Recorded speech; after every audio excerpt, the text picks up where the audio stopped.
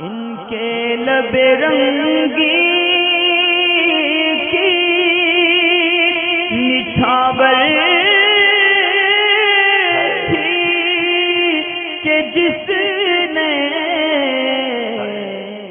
एक वीडियो से मुतालिक एक बहन का सवाल है कि आजकल हिंदुस्तान के अंदर एक वीडियो वायरल हो रही है ख़ातून की जो नमाज़ पढ़ाती है जमात के साथ और उसके पीछे मर्द हज़रात भी नमाज़ पढ़ते हैं। तो इनका सवाल है कि औरत को जमात के साथ नमाज़ पढ़ना और पढ़ाना जायज़ है या नाजायज़ है। देखिए, जो वीडियो वायरल हो रही है तो उसमें यही है कि अपनी संस्था या जो जिनका ताल्लुक़ उस ग्रुप के साथ है उसको मशहूर करना या पब्लिसिटी पाने वाली बात है। और ख़ातून का इमामत मकरूह तहरीमी है, यानी उसका इमाम बनना और जमात के साथ उसका नमाज़ पढ़ाना ये गुनाह है, मकरूह तहरीमी है। औरत की इक्तिदा में मर्द नमाज नहीं पढ़ सकते। अब रहा ये कि क्या औरत जमात के साथ नमाज़ पढ़ सकती है या नहीं, तो इसकी चंद सूरतें हैं। बाज़ के नज़दीक यानी सूरतों के नज़दीक वो जमात के साथ नमाज़ पढ़ सकती है और बाज़ सूरतें ऐसी हैं कि नहीं पढ़ सकती। जिसमें जमात के साथ नमाज़ नहीं पढ़ सकती वो तो मुतलकन यही है कि किसी गैर मर्द के पीछे नमाज़ पढ़े या मस्जिद में जाके जमात से नमाज़ पढ़े, तो ये सूरत उनके जमात की दुरुस्त नहीं है। यानी ये मकरूह तहरीमी है कि औरत को हाज़िरी मस्जिद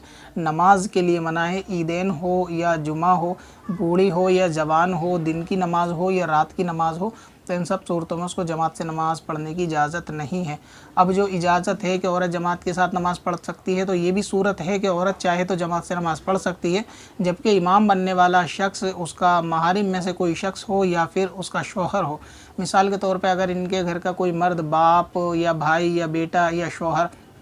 काबिल इमामत है, गैर फासिक है कि वो किराअत दुरुस्त जानता है, तहारत के मसाइल को जानता है, अपनी ज़रूरियात के मसाइल को जानता है, नमाज को फासिद करने के मसाइल जानता है, तो अगर उसको इतना इल्म है कि उसको नमाज मुकम्मल आती है, तो अगर वो घर पे नमाज़ पढ़ेगा और उसके पीछे उसकी बीवी खड़ी होकर उसी की इमामत में नमाज़ पढ़े, तो इस तरह औरत को भी जमात के साथ नमाज अदा हो जाएगी। मगर ये कि मर्द को हाज़िरी मस्जिद नमाज के लिए जमात के लिए वाजिब है, लिहाजा अगर किसी शरई उज़्र की वजह से किसी की नमाज छूट गई, मस्जिद की जमात छूट गई, तो ऐसी सूरत में अगर मर्द घर पे नमाज़ पढ़ेगा शौहर, तो उसकी बीवी जमात के साथ उसके साथ जमात कर सकती है। फ़र्क ये है कि अगर ये दो लोग नमाज़ पढ़ें तो औरत मर्द के बिल्कुल पीछे यानी दूसरी सफ़ में खड़ी हो, बराबर में कदम से कदम मिलाकर या एक गट्टे के फासले से, जिस तरह दो लोगों में खड़ा हुआ जाता है इस तरह खड़ी नहीं होगी। अगर ये इस तरह खड़ी हो तो दोनों की नमाज मकरूह तहरीमी बहरहाल होगी, मगर ये कि औरत दूसरी सफ़ में हो तो जायज़ है। इसी तरह अगर औरत के साथ उसकी बेटी है तो वो भी उसकी इमामत में नमाज़ पढ़ सकती है। अगर माँ है, बहन है, तो वो भी पढ़ सकती है। कोई गैर महरम ना हो, ना औरत के लिए ना मर्द के लिए, या इतनी छोटी बच्ची होनी चाहिए कि जो शहवत को ना पहुँचे, तो अगर नाबालिग है वो अगर ऐसी नमाज़ पढ़ना चाहे जमात से तो हरज नहीं, मगर एहतियात इसी के अंदर है कि जो बुलूगत के करीब हो जाए उस लड़की को भी उसके पीछे नमाज़ नहीं पढ़नी चाहिए। तो ये जमात के औरत से नमाज़ पढ़ने की सूरतें हैं कि औरतों को जमात के साथ नमाज़ जायज़ है, मगर ये कि वो पर्दे के अंदर हो, मस्जिद के अंदर ये ना हो कि वहाँ बाइस फितना होगा। अगर घर के अंदर ऐसी सूरत है कि कोई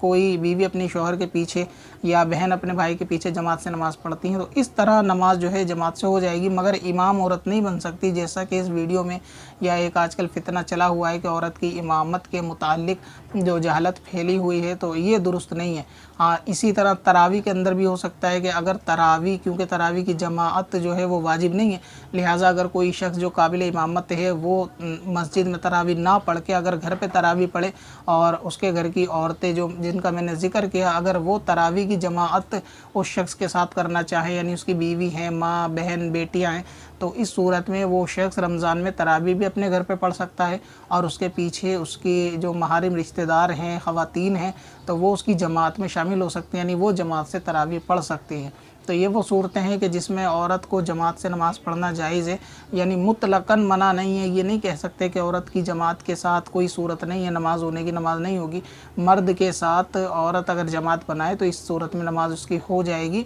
और इसी सूरत में तरावियाँ भी अदा हो जाएंगी। पत्थर में हसन लाले पुरनवार